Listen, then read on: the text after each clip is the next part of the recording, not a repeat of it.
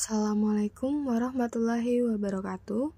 Perkenalkan, nama saya Kalestari, NPM 2022-1450-1806 dari kelas S5G, Program Studi Pendidikan Ekonomi. Di sini saya akan menjelaskan materi tentang pajak penghasilan final.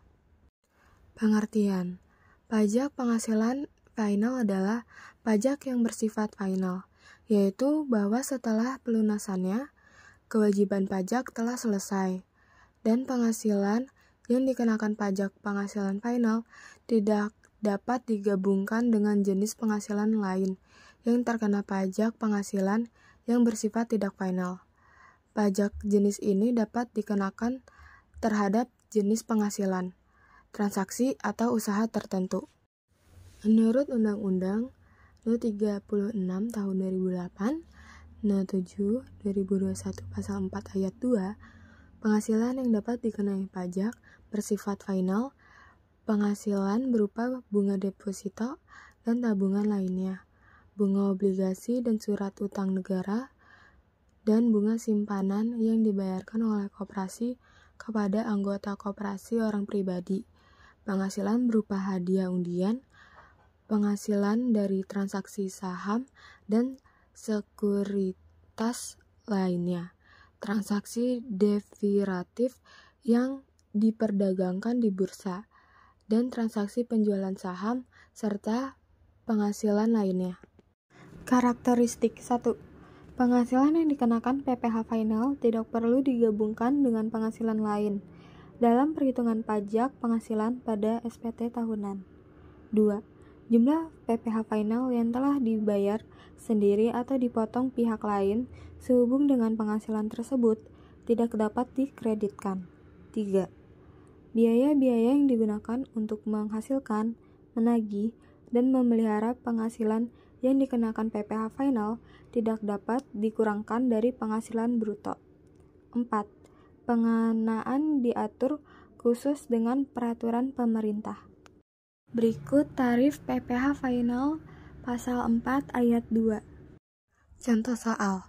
PT Primadona adalah sebuah perusahaan produk kecantikan. Dalam rangka promosi produknya, PT Primadona menyelenggarakan penarikan hadiah undian atas kupon-kupon yang telah dikirimkan oleh para pelanggannya dengan hadiah senilai 250 juta.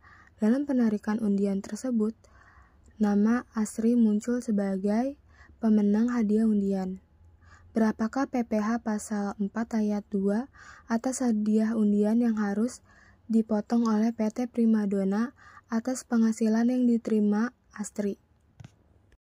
Jawabannya adalah 25% dikali 250 juta, hasilnya adalah 62.500.000.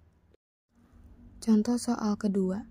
Nona Maudi seorang arsitek dan memiliki usaha toko bangunan. Pada tahun pajak 2022, Nona Maudi memperoleh peredaran bruto dari memberikan jasa arsitek atas nama diri sendiri sebesar 1 miliar dan dari toko bahan bangunan memperoleh peredaran bruto sebesar 1.200.000.000 dalam 1 tahun pajak.